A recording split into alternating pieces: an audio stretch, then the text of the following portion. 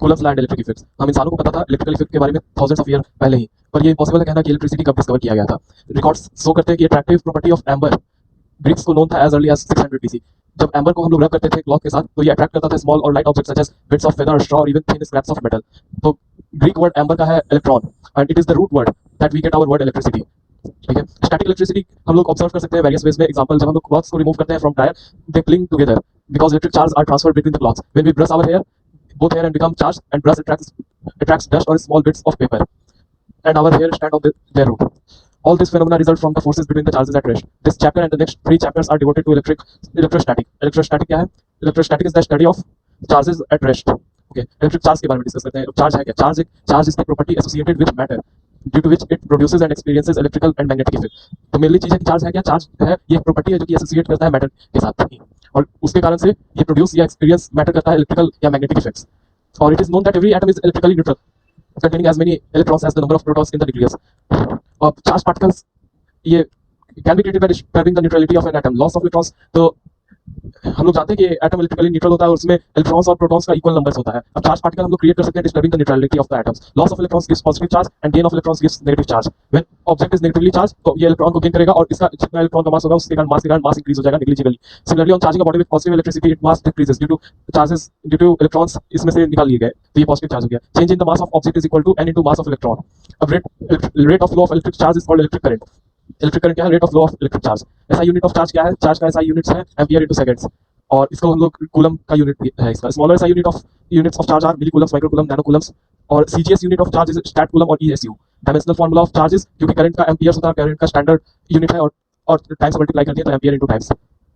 और properties of charge की क्या क्या प्रॉपर्टी है? चार्ज ट्रांसफरेबल है। अगर एक चार्ज बॉडी को हम लोग कांटेक्ट में लाएंगे अनचार्ज बॉडी के, तो uncharge body becomes charge due to transfer of electron from one body to another. अब charge is associated with mass अगर नहीं होगा तो चार्ज नहीं होंगे, मतलब कि मास ही में चार्ज होता है। तो charge can not exist without mass, how mass can exist without charge? Charge is conserved, यानी कि charge can neither be created not destroyed. तो इसका कुछ इंपॉर्टेंट ऑब्जर्वेशन है कि इसका कहने का क्या मतलब है। Charge can neither be created not destroyed. इसमें कुछ पॉइंट है। The net charge remains constant even though it may not be zero. अगर टोटल एक सिस्टम का चार्ज देखें तो नेट रिमेंस कांस्टेंट होता है। अगर if universe is considered as a whole, conservation of charge means that net charge of the universe is constant. और ये प्रिंसिपल ये प्रोहिबिट नहीं कर रहा है कि हम लोग क्रिएशन और डिस्ट्रक्शन ऑफ चार्ज पार्टिकल्स नहीं कर सकते। It does not prohibit the creation and destruction of charge particle because of charge conservation, और चार्ज कंजर्वेशन से charge particle created and destroyed only in pairs with equal and opposite charges, so that total net charge will be remain constant. Okay, the law is also relativistic motion, which means the total electric charge of an isolated system is relativistically invariant. यानी अगर कोई motion में है तो उसका जो total electric charge है वो चेंज नहीं करेगा, वो इनवेरिएंट रहेगा। On the basis of evidence on the macroscopic scale the principle is largely speculative but there is ample justification for it on the microscopic. ये जब मैक्रोस्कोपिक स्केल पर देखते हैं तो प्रिंसिपल लार्जली अंदेशा के अनुसार रहता है, पर ये इसका जस्टिफिकेशन माइक्रोस्कोपिक स्केल पे है। अब और भी प्रॉपर्टीज ऑफ चार्ज है इनवेरिएंस ऑफ चार्ज, यानी numerical value of elementary charge independent of the velocity. और ठीक है, एटम इज न्यूट्रल। ठीक है, charge produces electric field and magnetic field. एक चार्ज जो कि रेस्ट पे है सिर्फ इलेक्ट्रिक फील्ड प्रोड्यूस करता है। If charge particle is in unaccelerated motion तो electric and magnetic field produce करेगा, और अगर चार्ज पार्टिकल का मोशन एक्सेलरेटेड है तो not only produces electric and magnetic field but also radiates energy in the space surrounding the charge in the form of electromagnetic waves. अब quantization of charge, when a physical quantity can have only discrete values rather than any. Quantization का मतलब क्या हुआ? कोई भी अगर physical quantity can have only discrete values rather than any value the quantity is said to be quantized. कोई भी अगर डिस्क्रीट वैल्यूज के मल्टीपल में अगर कोई वैल्यू है तो वो फिजिकल क्वांटिटी क्वांटाइज्ड है। तो अब चार्ज के केस में the smallest charge that can exist in nature is the charge of electron. If the charge of an electron is equal to 1.6 into 10 to the power minus 19 coulombs is taken as elementary unit quanta of charge, the charge on any body will be some integral multiple of the charge on an electron। तो ये electron के साथ multiple में होते हैं। Charge on the body can never be in the in fractions of electrons charge. अब charge का additive property होता है total charge on the body is algebraic sum of all the charges located anywhere on the body while adding the charges their sign must be taken into consideration. तो अगर total अगर निकालना है तो हम लोग डायरेक्ट अलजेब्रिकली ऐड कर लेते हैं चार्जेस फाइंड करने के लिए। So charge is a scalar quantity. अब कंडक्टर इंसुलेटर्स पे आते हैं। कंडक्टर में valency electrons of the atom, valency electrons होते हैं जो वैलेंसी इलेक्ट्रॉन्स होते हैं electrons in the outermost orbit होते हैं, और वो कंडक्टर में लूजली बाउंड होते हैं। उसके कारण they can be easily removed from atoms and move about in the conductor, और they can leave conductor altogether. That is valence electron are not permanently bound to a particular atom. तो ये conductor में कि valence electron जो कि outer orbit के electrons है वो permanently bound to a particular atom नहीं होते। पर इंसुलेटर में क्या होता है? Insulator even loosest bound electrons are too tightly bound to be easily removed from their atom. Thus, charges do not readily move through, nor it can be readily removed from an insulator. अगर ये charge body insulator होगा तो उसमें से easily हम लोग remove नहीं कर सकते हैं। अब इलेक्ट्रोस्कोप क्या होता है? इलेक्ट्रोस्कोप, अब हम लोग कंडक्टर और इंसुलेटर के बारे में जान गए। तो ये अगर कोई बॉडी पे चार्ज है तो चार्ज है कि नहीं है वो चेक करने के लिए, अगर चार्ज है तो कौन सा चार्ज है पॉजिटिव या नेगेटिव चेक करने के लिए इलेक्ट्रोस्कोप ये एक सिंपलेस्ट डिवाइस होता है तो डिटरमाइन द इलेक्ट्रिक चार्ज। एक अनचार्ज इलेक्ट्रोस्कोप सिर्फ डिटेक्ट कर पाएगा कि अब बॉडी इज इलेक्ट्रिकली चार्ज और नॉट। अगर इलेक्ट्रोस्कोप को हम लोग पहले से चार्ज करें एक नोन चार्ज से तो हम लोग अननोन जो ऑब्जेक्ट दिया जाए तो उसका हम लोग चार्ज को बता सकते हैं कि पॉजिटिव है कि नेगेटिव है। अगर चार्ज एक मान लेते हैं कि इलेक्ट्रोस्कोप अनचार्ज है और तो इसका जो ये लीव्स होते हैं गोल्ड या एल्युमिनियम फाइल्स के बने रहते हैं, तो ये दोनों अगर चार्ज बॉडी इसके के कॉन्टैक्ट में लाएंगे तो ये L1 L2 सेपरेट हो जाएंगे चार्ज होने के कारण, सेम चार्जेस रिपेल करेंगे ये चार्ज टोटल होने के कारण। और फिर अगर हम लोग इसको पहले से चार्ज करते हैं एक नोन के साथ, अगर ये दोनों रिपेल और ज्यादा हो जाए तो यानी सेम चार्ज से हम लोग इसको कॉन्टैक्ट करवाए हैं और ये दोनों अगर पास आ जाए तो ये जो हम लोग अननोन बॉडी है उसका चार्ज उससे अपोजिट है। ओके, चार्जिंग ऑफ बॉडी, अगर बॉडी को चार्ज करना है तो कैसे होगा? तो it is possible to give a net charge to an object by different methods. तो methods of charging of body और ऑल ऑफ विच ये सारे set to involve electrostatic charging. तो चार्जिंग का ये यहाँ पे 3 तरीका है, charging by friction, charging by conduction and charging by induction. तो चार्जिंग बाय फ्रिक्शन में क्या है कि 2 ऑब्जेक्ट्स आर रब together and one object loses electron while the other gains electron. तो ये जो एक ऑब्जेक्ट लूज करता है वो उसका इलेक्ट्रोनेगेटिविटी पे डिपेंड करता है कि कितना वो इलेक्ट्रोनेगेटिविटी है उसमें। Okay okay, well the object loses है, जो लूज करेगा इलेक्ट्रॉन वो पॉजिटिव चार्ज हो जाएगा, जो गेन करेगा वो नेगेटिव हो जाएगा। The transfer of charge is due to the contact between material and the amount of charge transfer depends as we expect on the nature of these materials। और फिर reason for this is that the electrons can easily flow through the metal to our, okay, अगर हम metal का एक rod ले लें और हाथ में लिए रहे और उसको रब करें metallic rod in one hand and rub it with any material, the metallic rod cannot be charged। The reason for this is the electrons can easily flow through the metal to our hand and then to the ground। तो metals में charges easily flow करते हैं, इस कारण charge stay नहीं करेगा। However insulators में charge stay करता है क्योंकि यहाँ पे लिखा हुआ है कि loosest bound electron are too tightly bound to be easily removed। So however if metallic rods are has a handle made of wooden or glass and is rubbed while holding it by handle, the rod will get charged, the handle prevents the flow of electrons। okay, ये हो गया charging by frictions. और साथ में कि अगर metal है तो मेटल का एक हैंडल लगा है चार्ज को स्टे करने के लिए। अब चार्जिंग बाय कंडक्शन, तो charging by conduction requires contacts between two object, when two conductors one charge and another uncharged bring the conductor in contact with each other, the charge under its own repulsion will spread। अगर एक body में charge होते हैं तो हर मास एक दूसरे से repel करते रहता है क्योंकि ये सेम चार्जेस में है। तो अब क्योंकि दूसरे एक बॉडी से अनचार्ज बॉडी से टच करवाएं तो the charge whether positive or negative under its own repulsion will spread over the conductors, thus conductor will be charged with same sign। this is called charging by conduction through contact। ये एक अनचार्ज था और ये charge था, दोनों contact कर रहे हैं तो दोनों चार्ज हो गया, बोथ आर पॉजिटिवली चार्ज। अब charging by induction, induction is a process by which a charged body can be used to create other charged bodies without touching them or losing its own charge। if charged body is brought near a neutral body, the charged body attracts। Okay, तो induction एक ऐसा process है कि charge body हम लोग use करते हैं ताकि एक दूसरा बॉडी में चार्ज क्रिएट करें विदाउट हम लोग लॉस करें पहला वाला में चार्ज को। तो इसमें क्या करते हैं कि एक चार्ज बॉडी को ब्रॉड लाया जाता है, चार्ज एक बॉडी है और ये अनचार्ज है, इसको इसके अनचार्ज के चार्ज को अनचार्ज के पास लाते हैं और इसको ग्राउंडिंग कर देते हैं। तो ग्राउंडिंग करने के कारण और ये अपोजिट साइन है, if the charge is near the neutral body the charge body attracts opposite charge, ये अपोजिट चार्जेस इस वाले बॉडी में अट्रैक्ट करेगा and repel similar charges को repel करेगा। Present on that, if the neutral body is now earth और इसको अर्थ कर दिए the like charges neutralized by the flow of charges from the earth। अब ये like charges neutralize हो जाएंगे अर्थ में जाके, leaving unlike charge on the body। अब unlike charges यहाँ पे रह गए। अब ये जो अर्थिंग है अर्थिंग को हम लोग स्टॉप कर दिए। अब ये जो excessive positive charge is non uniformly distributed, the remaining electrons जब तक ये यहाँ पे है तो ये non uniformly distributed रहेगा, उसको हटा दिए तो ये uniformly distribute कर गया। सही है, ठीक है। Remove the whole process is shown in the steps। एक ग्लास रॉड को रब किया गया सिल्क क्लॉथ के साथ, तो ग्लास रॉड एक्वायर्स, तो ग्लास और सिल्क क्लॉथ को अगर रब किया जाएगा तो ग्लास पॉजिटिव चार्ज कैरी करेगा। ओके, अब इतना चार्ज एक्वायर करता है, तो ये एक्वायर कर रहा है तो इसमें पूछा नंबर ऑफ इलेक्ट्रॉन, तो ये इजीली हम लोग फाइंड कर सकते हैं कि एक इलेक्ट्रॉन में कितना चार्ज होता है और ये कितना का मल्टीपल है उतना चार्ज उतना नंबर ऑफ इलेक्ट्रॉन ट्रांसफर हुआ होगा। और कि चार्ज और ये भी negative charge acquire by the self, ठीक है। मास ट्रांसफर इलेक्ट्रॉन्स का मास से मल्टीप्लाई कर देंगे और ये बहुत ही नेग्लिजिबल स्मॉल है, ठीक है। ओके ओके, ये वाले में ये है कि कुछ electrons are loosely bound with A in comparison with B, तो B has more power to gain electron. Object ABC trade insulated है। ओके ओके ओके,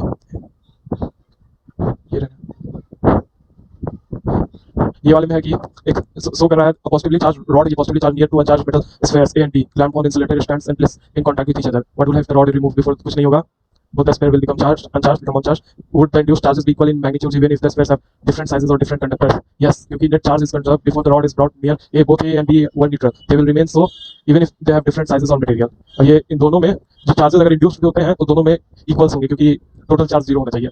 अब एक और क्वेश्चन है, what will happen if the spheres are separated and then the rod is removed far away? if the rod is removed after the are separated then we'll have net negative charge and sphere। okay, calculate them इतना। they collide at the location of center of mass of the system which remains at rest throughout the process because there is no external force। ये total in general अगर कोई भी दो masses है तो उन लोग अगर कोलाइड करता है तो वो कोलाइड करेगा अपना centre of mass, centre of mass अगर कोई एक्सटर्नल टोटल सिस्टम पे फोर्स नहीं लग रहा है तो सेंटर ऑफ मास रेस्ट नहीं कर रहेगा, तो कोलिजन सेंटर ऑफ मास ही पर होगा। अब इसका आंसर, तो इसमें कि पहला क्वेश्चन है कि how many electrons are in 1c of negative charge. अब टोटल चार्ज है 1c और एक इलेक्ट्रॉन का चार्ज होता है 1.6 × 10⁻⁻19 कूलम्स, तो 1c by charge on 1 electrons, तो उससे हम लोग नंबर ऑफ इलेक्ट्रॉन्स फाइंड कर सकते हैं। अब ये कह रहा है कि which is the true test of electrification, attraction और रिपल्सन। अब एक अगर कोई बॉडी है और उसमें अगर हमको फाइंड करना है कि चार्ज कौन सा है, हम लोग नोन चार्ज को लेके फाइंड करना चाहते हैं, तो कौन सा टेस्ट बेस्ट है, अट्रैक्शन या रिपल्सन? तो इसका आंसर है, तो इसका आंसर ये वाला है कि रिपल्सन होगा इसका आंसर, क्योंकि charge body can attract uncharged body. क्यों? क्योंकि एक चार्ज बॉडी अनचार्ज बॉडी को पोलराइज कर देता है, यानी चार्ज को रीडिस्ट्रीब्यूट कर देता है, तो रीडिस्ट्रीब्यूट करने के कारण जो लाइक चार्जेस हैं उस बॉडी से दूर हो जाते हैं, अनलाइक चार्जेस उसके पास आ जाते हैं, तो जो टोटल बॉडी को देखा जाए तो एक डाइपोल बन जाता है और डाइपोल उसके तरफ अट्रैक्ट होता है। ये हम लोग आगे भी डिस्कस करेंगे। और ऐसे भी वो जो अनलाइक चार्जेस पास में आ गया चार्ज वो चार्ज बॉडी वाले चार्जेस के साथ तो पास में आ गया तो अट्रैक्शन होने लगता है। तो अट्रैक्शन एक अनचार्ज बॉडी में हो सकता है, तो as charge body can attract uncharged also, तो repulsion is the best. If only one charge is available can be used to obtain a charge many times greater than its, हाँ हम लोग induction से कर सकते हैं। अब can two bodies having like charges attract each other, yes और no? तो इसका आंसर यस है। Two bodies are placed close to each other where one has much more charge than the other, then due to induction force of attraction becomes more than that of force of repulsion. अगर बहुत ज्यादा एक charge है किसी body पे तो वो छोटे वाले को अट्रैक्ट कर सकता है। Can a charge body attract an uncharged body? इसका तो आंसर यस ही होगा, yes due to induction effect. अब और कोई अच्छा, ये table tennis ball covered with a conducting pin is suspended by silk threads so that it hangs between two metal plates. The one plate is earth when the other plate is connected to a high voltage generator. What will happen to the ball? तो ये एक अनचार्ज ball है और यहाँ पे charge है, तो ये इससे अट्रैक्ट हो जाएगा और ये चार्ज हो जाएगा बॉल, और चार्ज होने के कारण इससे सेपरेट हो जाएगा जब इक्वली दोनों में डिस्ट्रीब्यूट हो जाएगा लाइक चार्जेस होने के कारण, रिपेल करके इससे जाकर अट्रैक्ट हो जाएगा और इसमें अपना जितना चार्ज है उसको दे देगा।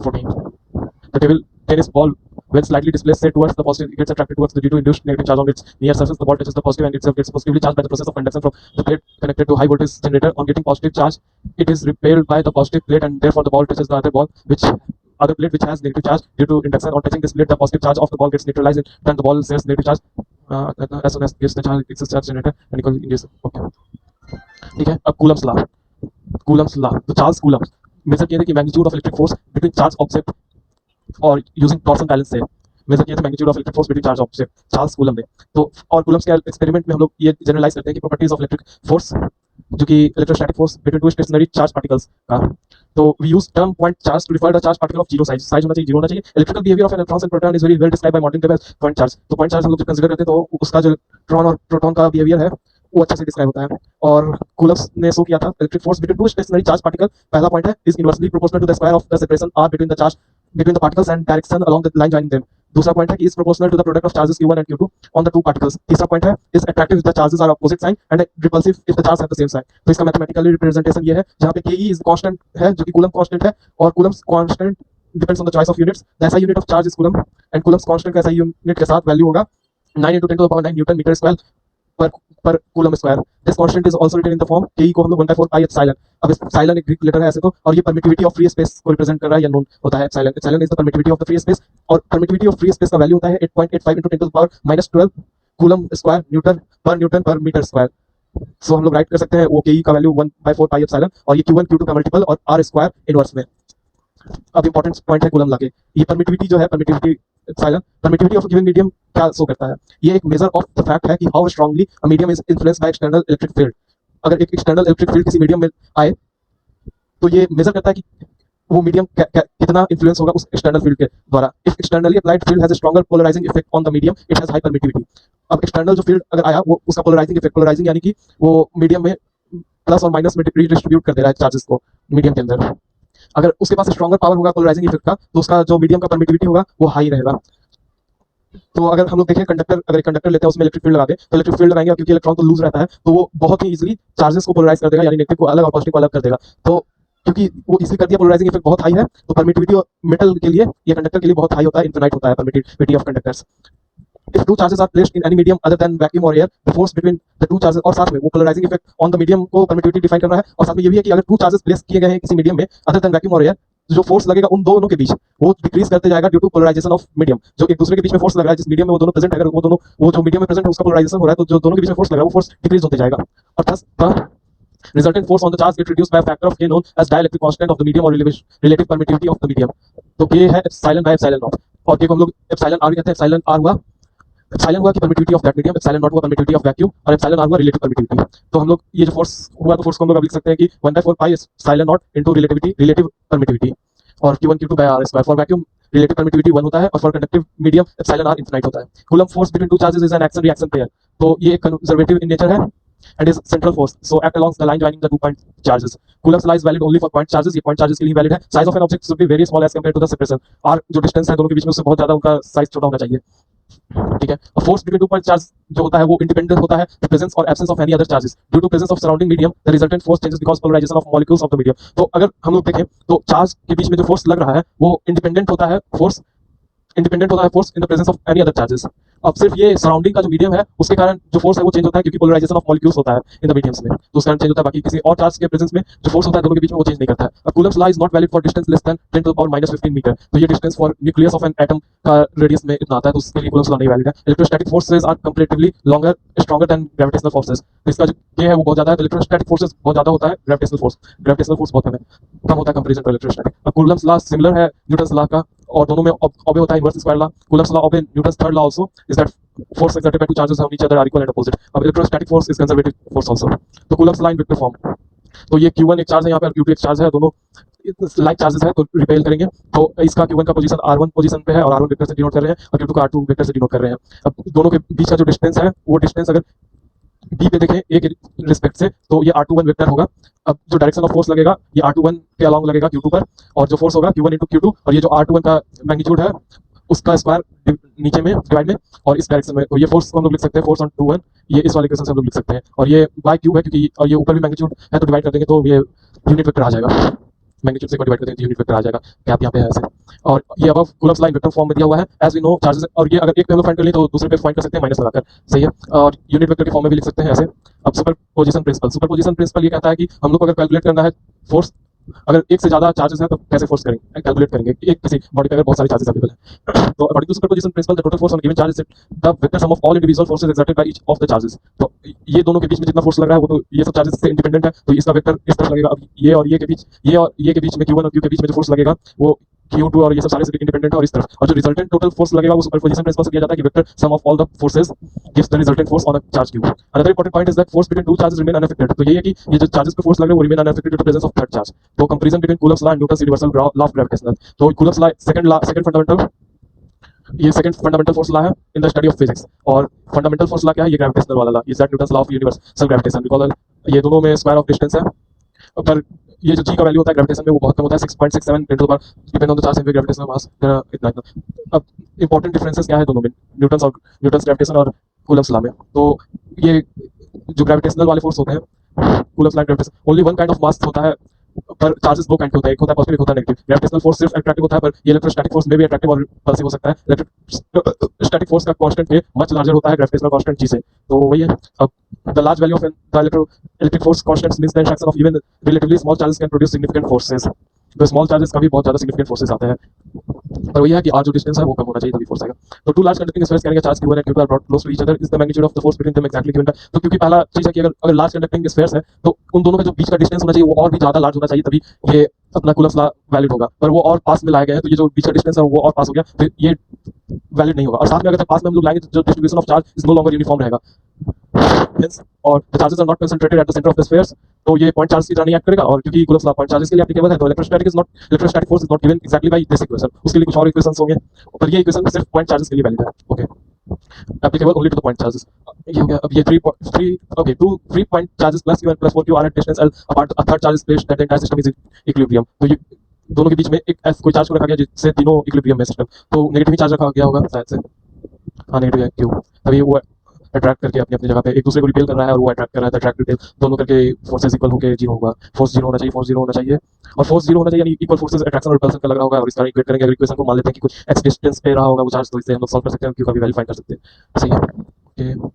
ओके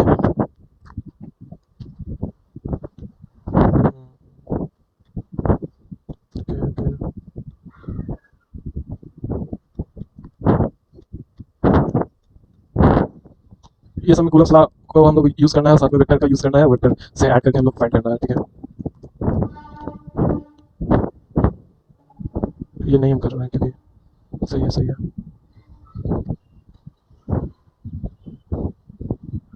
ओके, अब इलेक्ट्रिक फील्ड पे आते हैं। तो इलेक्ट्रिक फील्ड के बारे में जानने से पहले हम लोग ये देखते हैं कि न्यूटन का यूनिवर्सल ग्रेविटेशन लॉ और कूलम्स का लॉ हम लोग को कैलकुलेट करने देता है मैग्नीट्यूड और डायरेक्शन ऑफ ग्रेविटेशनल और इलेक्ट्रिकल फोर्स रिस्पेक्टिवली कैलकुलेट करने देता है, पर ये लॉ लिमिटेड है सिर्फ 2 पॉइंट मासेस के लिए। अगर 2 पॉइंट मास है तो ही हम लोग फोर्स का मैग्नीट्यूड और डायरेक्शन बता सकते हैं, पर अगर हम लोग जो फील्ड अप्रोच करेंगे तो field approach is a powerful tool to handle distributed and continuous masses और चार्ज एंड देयर इंटरेक्शन। तो इस अप्रोच में क्या है, तो इस अप्रोच में we define electric field as the space around the charge in which its influence can be felt by any other charge particle. तो इलेक्ट्रिक फील्ड क्या है, इलेक्ट्रिक फील्ड स्पेस है अराउंड किसी एक चार्ज के और उस स्पेस में its influence can be felt by any other charge particle.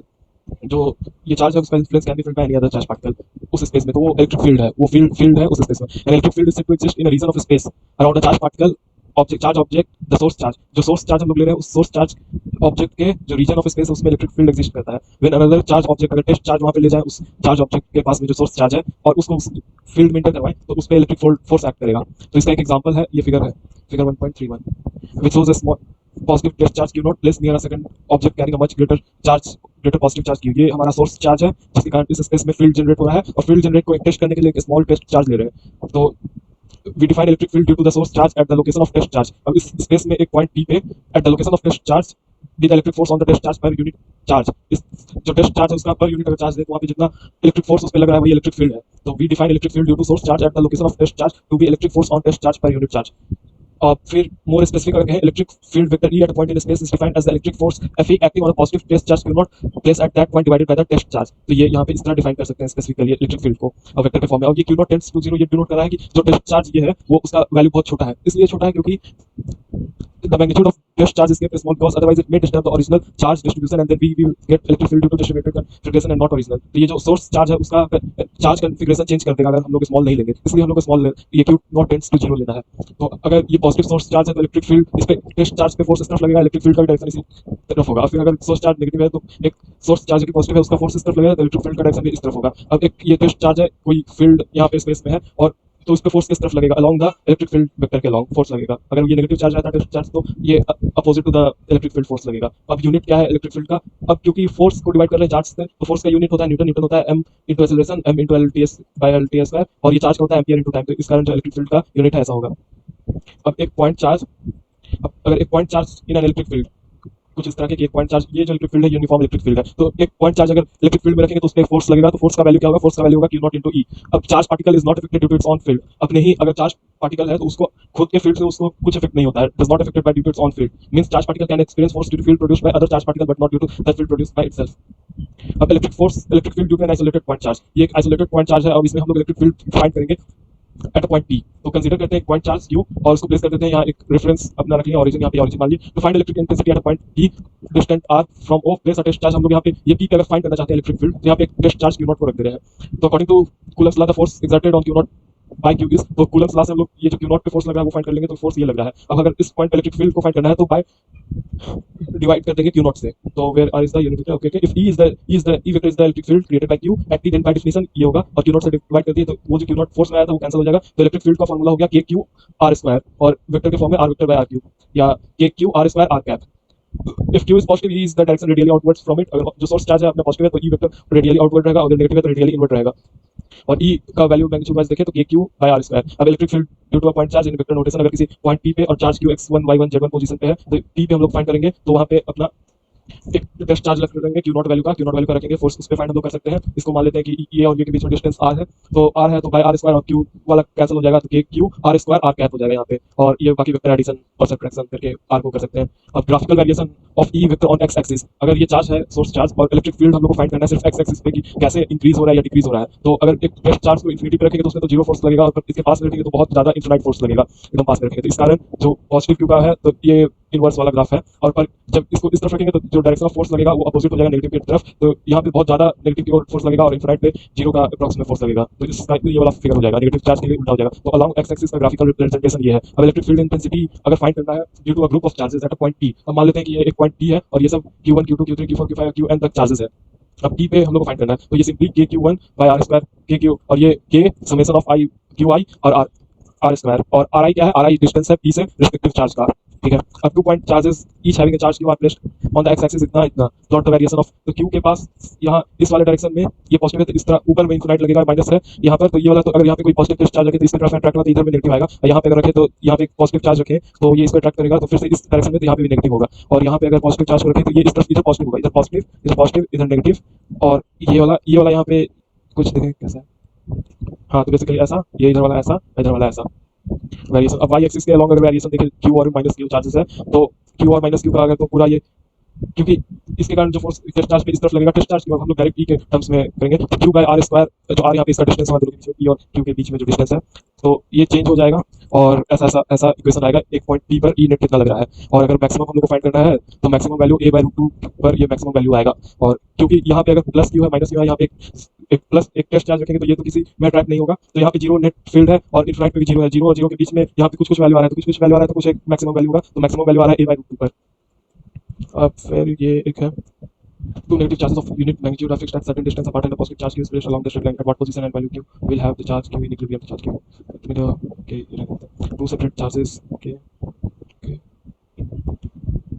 अब इलेक्ट्रिक फील्ड क्योंकि अपना कूलम्ब्स लॉ और ग्रेविटेशनल लॉ जैसा है, वो सिर्फ 2 पॉइंट मासेस के लिए करता है, पर हमारा फील्ड अप्रोच ये continuous distributed son of charge bodies के लिए भी निकाल सकते हैं। तो इसमें क्या करना रहता है कि इसमें ये जो ऑब्जेक्ट है अपना उसका system of closely spaced electric charge forms a continuous charge distribution. इसमें कंटिन्यूअस चार्ज डिस्ट्रीब्यूशन है। अब हमें अगर फील्ड फाइंड करना है एट अ पॉइंट p, तो continuous charge distribution we divide the charge into infinitesimally charge element. Each infinitesimal charge element is then consider point charge. हर एक जो इनफिनिटेसिमली छोटा चार्ज है उसको एक पॉइंट चार्ज कंसीडर करेंगे, उसके से इलेक्ट्रिक फील्ड फाइंड करेंगे, जो कि इलेक्ट्रिक फील्ड होगा डी। ये स्मॉल सा electric field by the small सा नहीं, जो भी इलेक्ट्रिक फील्ड जनरेट हो रहा है वो स्मॉल चार्ज के कारण वो डी है, और ये डिटरमाइन करेंगे at a given point P, जो भी at a given point P जरूरी नहीं है कहना। The net field at the given point is the summation of field of all the elements. अब इससे हम लोग को फाइंड ये वाले एक क्यू चार्ज से फाइंड करेंगे कि कितना डेल्टा ई1 आ रहा है, इसके कारण कितना आ रहा है, इसके कारण सारे का हम लोग ऐड कर लेंगे कि जितना है सारे डेल्टा को ऐड करके उस पॉइंट पे एक continuous charge distribution of charge से हम लोग इलेक्ट्रिक फील्ड अराउंड स्पेस को फाइंड कर सकते हैं।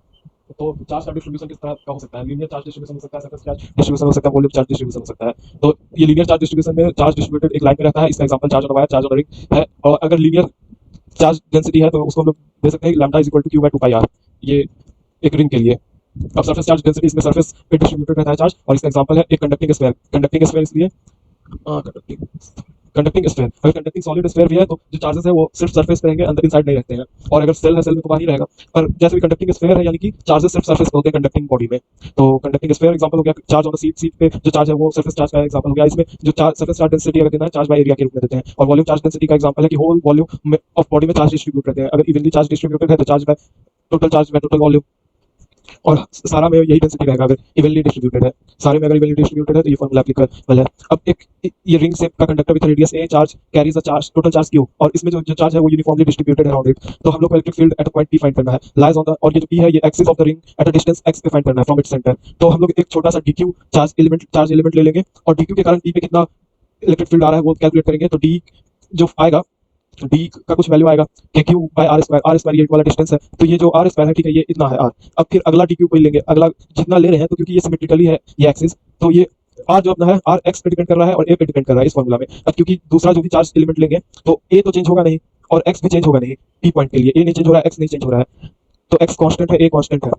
और अब इसको रोटेट करके दूसरा भी पॉइंट ले रहे हैं तो वही आ रहा है। और देखें क्योंकि ये सिमेट्रिकल लाइन पे है, जो डी इधर वाला फील्ड जनरेट हो रहा है उसी का सिमेट्रिकली इधर वाले से भी इतना हो जाएगा, तो कैंसिल कर देगा एक्स वाई वाला कंपोनेंट, तो सिर्फ एक्स वाले कंपोनेंट का वैल्यू आएगा। तो डी जो एक चार्ज डी क्यू के कारण हो रहा है, इलेक्ट्रिक फील्ड का वैल्यू होगा K Q by R square, R का वैल्यू यहाँ पे है X square plus A square, और चार्ज है डी क्यू और के, तो ये है डी। अब डी को अगर इंटीग्रेट करें, अच्छा ये जो x square plus A square है वो अपना आर स्क्वायर है, और कॉस अल्फा ये होता है the component of D x. और क्योंकि ये जो इलेक्ट्रिक फील्ड है डी का इस एंगल पर है, तो हमारा तो डी एक्स आ रहा है, तो नेट जो इलेक्ट्रिक फील्ड आएगा इस पॉइंट पे वो सिर्फ इस एक्सिस के अलॉन्ग आएगा। तो इसका कंपोनेंट अगर ले ले डी कॉस अल्फा, तो वही अपना नेट उस डायरेक्शन का इलेक्ट्रिक फील्ड होगा, और इसको जब इंटीग्रेट कर देंगे तो टोटल होगा, तो डी के साथ कॉस अल्फा आएगा, और कॉस अल्फा का वैल्यू हमारा है एक्स बाय आर, आर का वैल्यू ये है। तो इतना इस डी और कॉस अल्फा का हमको वैल्यू पता है, इतना है, तो x D Q x square और 3/2।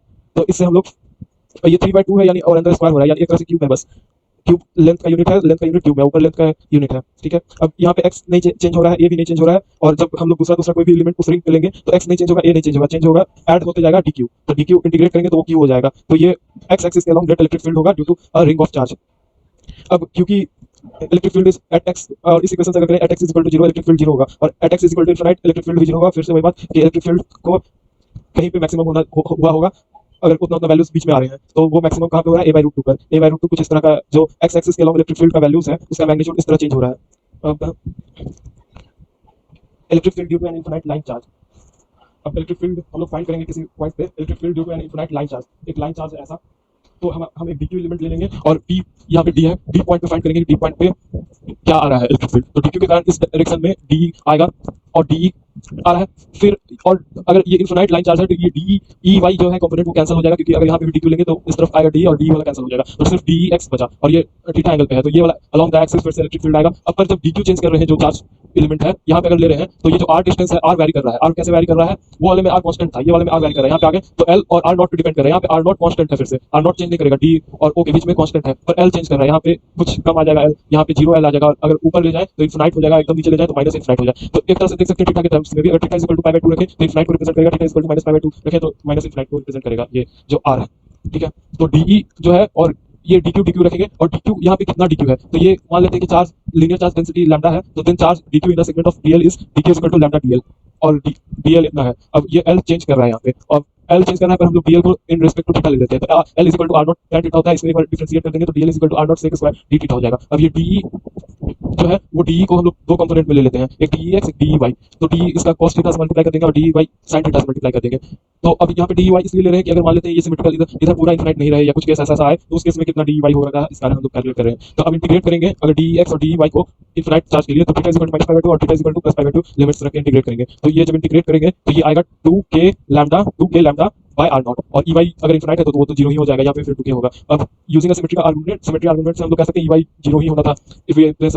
ठीक है, अब अगर ये जो इनफिनिट प्लेट नहीं है तो उसमें हम लोग अगर कैलकुलेट करना चाहें तो कितना होगा, ये थीटा 2 है और थीटा 1 है, तो ई एक्स वाला जो इलेक्ट्रिक फील्ड लगेगा वो इलेक्ट्रिक फील्ड कितना लगेगा, k lambda by R naught sin theta 1 plus sin theta 2। तो यहाँ पे ये ई एक्स वाला term k lambda R R यहाँ पे जितना भी डिस्टेंस है वही आर है, और ये sin theta 1 plus sin theta 2 ये सिंपली दोनों का ऐड करके अगर 90 होता तो 1 हो जा रहा था, और 1 प्लस 1 2 हो जा रहा था, तो 2k लैम्डा बाय आर उस केस में था जब इनफिनिट लाइन चार्ज है। अब और ई वाई अगर ये ई वाई के लिए है k लैम्डा बाय आर, ये क्या cos theta 2 minus cos theta 1, तो यहाँ पे किसको किससे माइनस करेंगे, इसके लिए सिंपल सा एक तरीका है कि मान लेते हैं सिर्फ ये इनफिनिट लाइन चार्ज है और हम लोग यहाँ पे फाइंड कर रहे हैं और ये यही तक है, तो यहाँ पे अगर test charge plus Q naught को रखेंगे, इसमें कुछ क्यू चार्ज है टोटल लाइन या लैम्डा सिर्फ लीनियर चार्ज डेंसिटी है इस वाले में, तो ये यहाँ पे है तो कुछ ये नीचे की तरफ इसमें फोर्स लगेगा, तो इलेक्ट्रिक फील्ड का डायरेक्शन नीचे की ओर होना चाहिए, इस तरह हम लोग इलेक्ट्रिक फील्ड को करेंगे, और यही रखना है कि इस वाले में cos theta 1 minus cos theta 2 है।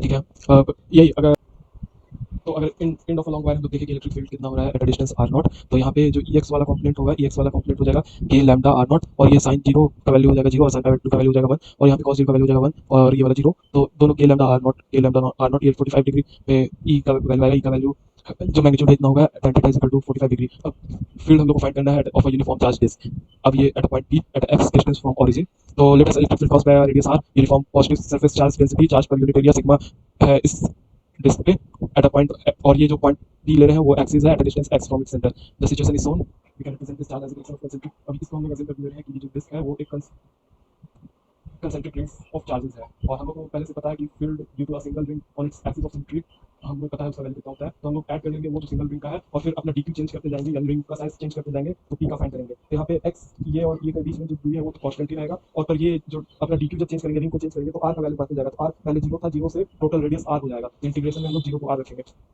ठीक है, तो यहाँ पे जो डी के कारण है, अब क्योंकि ये एक्सिस सिमेट्रिकल एक्सिस पे है तो डी वाई का जो कंपोनेंट आएगा नहीं, सिर्फ डी एक्स का कंपोनेंट एक्स एक्सिस के लॉन्ग कंपोनेंट आएगा, तो जो डी एक्स आएगा अपना हम लोग पहले से वहां से जान रहे हैं कि वो आएगा। अब वो जो डीक्यू चार्ज है, डीक्यू चार्ज का वैल्यू कितना है, एक रिंग में है sigma 2 pi R D R, ये टोटल चार्ज का वैल्यू है, और वहां पे जाना है into X 3/2 X square plus R square करना है। अब इसको इंटीग्रेट करते हैं जीरो से आर के बीच में, इतना इंटीग्रेट करने पे जो ई का वैल्यू आएगा ये आएगा, x is constant during integration variable is r, और after calculation result is this, तो जो इलेक्ट्रिक फील्ड का वैल्यू आ रहा है ये ऐसा आ रहा है, the charge is assumed to be positive, और the electric field due to the ring has no component perpendicular to the axis at point P in the figure DE जो y के along या z के along जो component है वो zero है।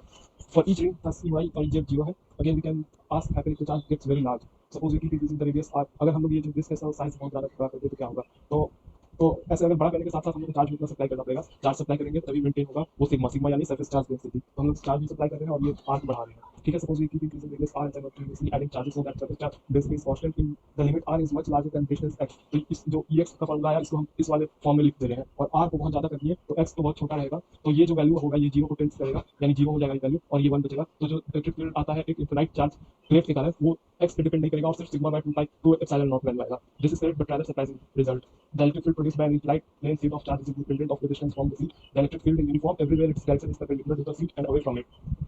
अब infinite charge infinite plane sheet of charge एक hypothetical केस है, हम लोग को रियलिटी में no such infinite plane sheet of charge, again there is no an infinite sheet of charge, but if the dimension of sheet अगर बहुत ज़्यादा है in comparison to distance x observation point from the sheet, the field is nearly the same for an infinite sheet. अब अगर field हम लोग को find करना, field of no positively charge sheet, इसमें माइनस सिग्मा चार्ज डेंसिटी है, इसमें plus sigma charge density है, तो ये बाहर वाले में जो फील्ड आएगा E1 इस तरफ आएगा, इसके कारण सिग्मा के कारण E1 इस डायरेक्शन में आएगा, E2 इस डायरेक्शन में आएगा, और दोनों का वैल्यू सेम होगा तो 0 हो जाएगा। नीचे में अगर देखें तो E1 इस डायरेक्शन में आएगा, E2 इस दोनों का रिजल्टेंट 0 हो जाएगा, पर अंदर लेके दोनों का डायरेक्शन इसी तरफ आ रहा है और दोनों का समेशन E1 प्लस E2 आ रहा है, तो E1 और E2 का value sigma by 2 epsilon not और दोनों का सम सिग्मा बाय एप्सिलॉन नॉट जो कि z डायरेक्शन में है यहाँ पे। तो above the upper seat and below the upper seat 0 है E का वैल्यू। अब इलेक्ट्रिक फील्ड सिमेट्री बहुत बड़ा important role in problem solving. Electric field is in the direction of along the line that divides the charge distribution symmetrically. अगर कोई charge distribution है और उसके अलोंग एक लाइन पास कर रहा है जो कि सिमेट्रिकली पास कर रहा है, तो इलेक्ट्रिक फील्ड उसी लाइन के अलोंग होगा हमेशा।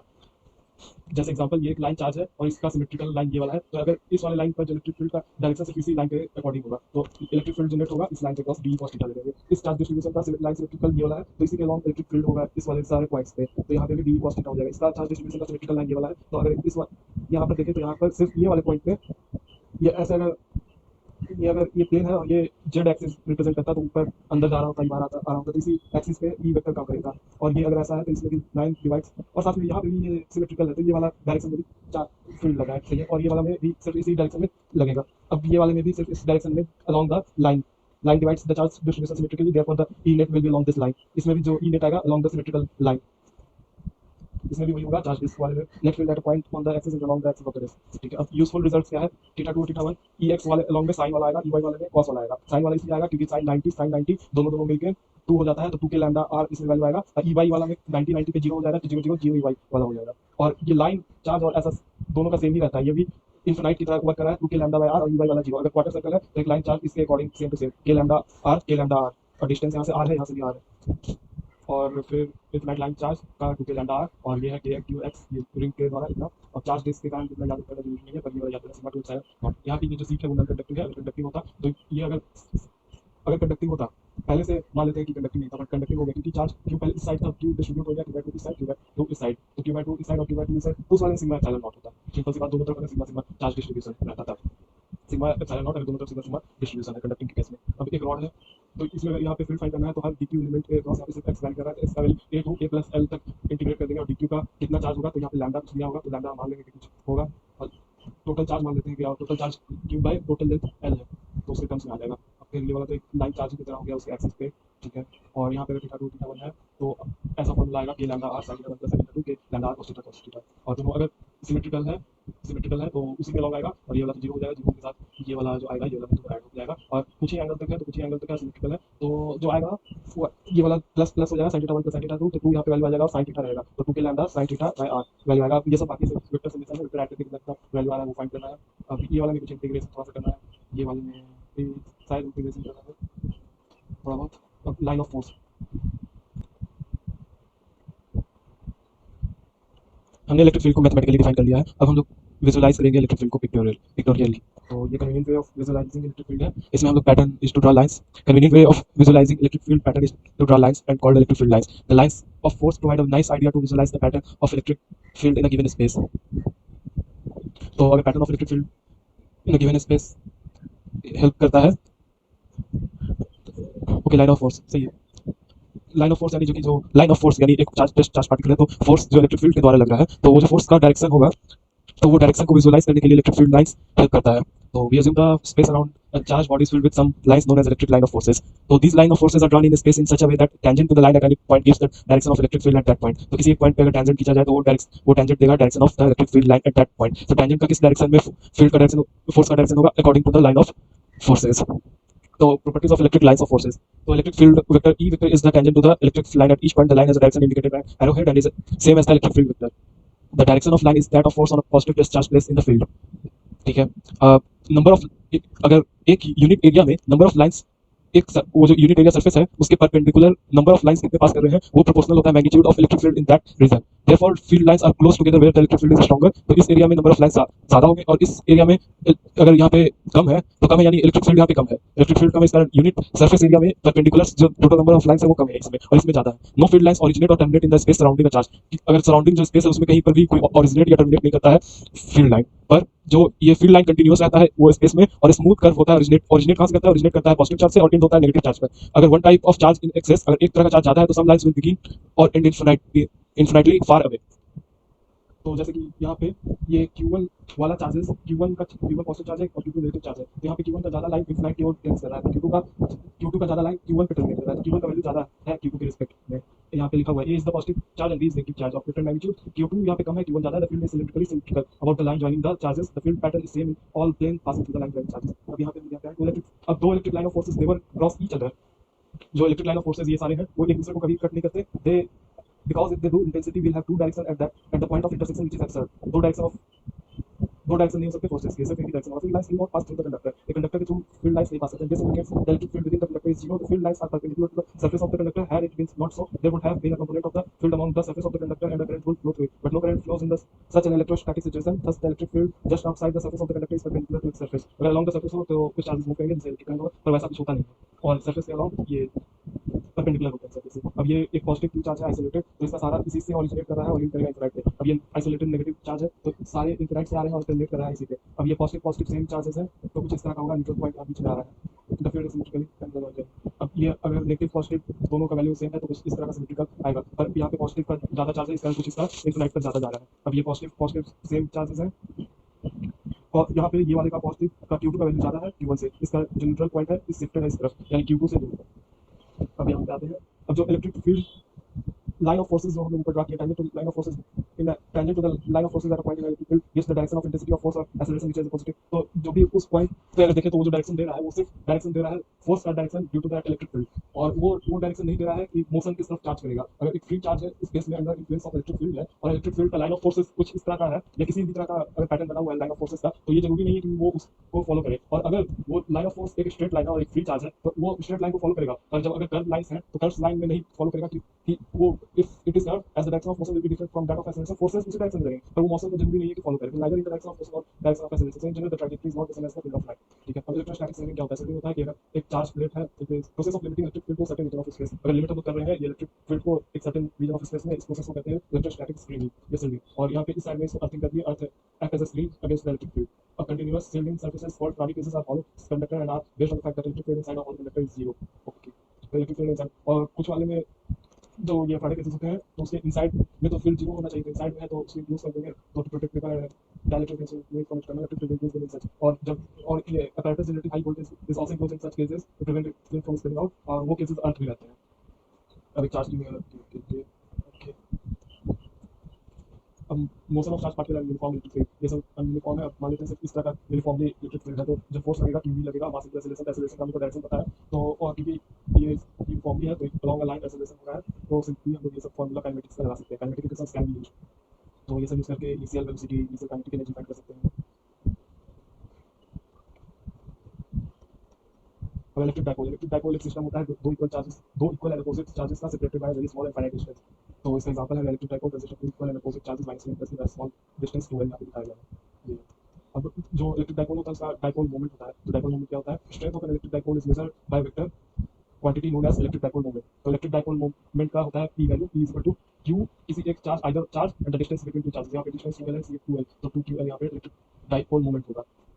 तो मैग्नीट्यूड इलेक्ट्रिक डाइपोल मोमेंट का equal to the product of magnitude of either charge and the distance between the two charges. अब डायरेक्शन ऑफ P क्या रहता है? P रहता है नेगेटिव चार्ज से पॉजिटिव चार्ज की तरफ डायरेक्शन रहता है, और ऐसा ही यूनिट में P का यूनिट है कूलम्ब मीटर। अब ये सब कुछ है। अब electric field due to dipole along the axial line, ये जो ये वाला दोनों को कनेक्टिंग लाइन है वो एक्सियल लाइन पे इलेक्ट्रिक फील्ड क्या होगा? यहाँ पे P पॉइंट है, P पॉइंट पे इस वाले प्लस के कारण E1 इधर इलेक्ट्रिक फील्ड लगेगा, और ये माइनस वाले के कारण कुछ थोड़ा कम लगेगा क्योंकि डिस्टेंस बढ़ गया तो थोड़ा कम लगेगा, तो नेट E आएगा। तो E का जो वैल्यू आएगा ये सब करने के बाद E का वैल्यू आएगा 2kPr3। यहाँ पे P में L का टर्म है तो इसका पार्ट्स वैल्यू नीचे रहेगा, तो 2kPr3 अलोंग द एक्सियल। और अगर डाइपोल है, डाइपोल की साइड में इधर लगेगा, डाइपोल की साइड में इधर लगेगा, यानी सेम डायरेक्शन में। ठीक है, अब ये अपना at point on the equatorial line दोनों के बीच वाले लाइन को इंटरसेक्ट करते हुए ये वाला लाइन है, इस पे किसी पॉइंट P पे देखेंगे तो जो डायरेक्शन होगा वो कुछ अपोजिट डायरेक्शन में आ रहा है, तो अपोजिट डायरेक्शन में आ रहा है उसका वैल्यू कितना आ रहा है? वैल्यू आ रहा है नेगेटिव KP/R2। वहाँ पे 2kP/R2 था, यहाँ पे -kP/R2 है इक्वेटोरियल में। और ये कोई भी रैंडमली एट जनरल पॉइंट, तो जो डाइपोल मोमेंट है उसको वो वेक्टर क्वांटिटी है, वेक्टर क्वांटिटी को हम रिजॉल्व कर सकते हैं ट्रायंगुलर कंपोनेंट्स में P1 और P2। तो P1 पे यहाँ पे ये एक्सियल लाइन पे है, ये वाला P2 के लिए इक्वेटोरियल P1 और P2 का कॉम्बिनेशन होगा। सही है। Dipole in uniform electric field, अगर कोई एक डाइपोल है और यूनिफॉर्म इलेक्ट्रिक फील्ड में प्रेजेंट है तो उस पर टॉर्क लगेगा, ये वाले प्लस यू पे इस तरफ फोर्स लगेगा, माइनस यू वाले पे इस तरफ फोर्स लगेगा, तो यानी कि ये इधर रोटेट करवाएगा, ये इधर रोटेट करवाएगा, टोटल डिस्टेंस डी है। तो मान लेते हैं डी बाई टू यहाँ पे सेंटर है, तो यहाँ पे D by two Q E some angle phi है, तो ये एंगल फाई है, तो सम डी साइन फाई और 2d करके आ जाएगा, that's why net force on dipole is zero. और नेट जो फोर्स लगेगा ये डाइपोल कुछ इस तरह का होगा कि अगर टोटल ये सिस्टम मान रहे हैं तो टोटल सिस्टम पे नेट फोर्स तो जीरो आ रहा है, और आई में uniform electric net force is zero uniform electric field पर वो रोटेट करेगा कितना टॉर्क आ रहा है, डाइपोल इज इन इक्विलिब्रियम, और आएगा E cross B Q E और क्रॉस डी साइन फाई, तो टॉर्क आ रहा है E cross phi. That's why neutral conducting object does not attract to directly to electric field. तो अगर एक इलेक्ट्रिक फील्ड में है तो यहाँ पे सीट है और यहाँ पे एक डाइपोल रखते हैं तो वो सीट पर अट्रैक्ट नहीं करेगा। From that is clear couple acting at, यहाँ पे कपल लग रहा है व्हेन द इज परपेंडिकुलर, और ये कपल जो है when dipole is perpendicular to the field तो मैक्सिमम लग रहा है और मिनिमम कब लग रहा है जब ये एंटी पैरेलल है। By applying a torque the electric field tends to align dipole in its own direction. ठीक है ओके। अब electric dipole in uniform electric field, तो net force on in addition to torque tending to align the dipole with the field के direction में dipole align कर लेगा। अब इसका सिर्फ qualitative, the net force depend upon the orientation of dipole, dipole moment of the dipole and how rapidly field varies in that space. तो qualitative सिर्फ discuss करेंगे कि electric field to this situation हम ले रहे हैं जहाँ पे इलेक्ट्रिक फील्ड है कांस्टेंट डायरेक्शन में, जो रिप्रेजेंट्स स्ट्रेट लाइन और further consider with p parallel to e vector, dipole parallel है इलेक्ट्रिक फील्ड में तब क्या होगा, तो जो फोर्स है is in the direction increasing E vector, तो ई वेक्टर जिधर इंक्रीज कर रहा है यानी स्ट्रॉन्ग फील्ड इस तरफ है तो टोटल फोर्स इस तरफ होगा, यानी डाइपोल अट्रैक्ट करेगा इसकी ओर, और जब एंटी पैरेलल होगा तो स्ट्रॉन्ग फील्ड है तो नेट फोर्स वीक फील्ड की तरफ आएगा। तो अब इसका क्वांटिटेटिव कुछ अगर देखा जाए तो क्वांटिटेटिव देखा जाए कि डाइपोल है लैम्डा यूनिफॉर्म इलेक्ट्रिक फील्ड, तो इतना इतना तो कुछ फोर्स लगेगा, तो फोर्स क्या लगेगा E D E D x, और ये जो फोर्स लग रहा है यही रीजन है the force puts the dipole into the region with a stronger field, और यही रीजन है कि एक charge body attracts a light object such as pieces of paper, dust, pieces of wire etcetera by the action of field, this object first acquire a dipole moment, dipole moment पहले तो acquire होता है और फिर pull towards the region where field strength is greater, is that closure to the electrifying body. तो इस कारण है एक बॉम्ब अट्रैक्ट करता है पीसेस ऑफ पेपर, पेपर में डाइपोल मोमेंट बनता है, डाइपोल मोमेंट बॉम्ब जो कि चार्ज है उसके अट्रैक्ट करता है। Thank you.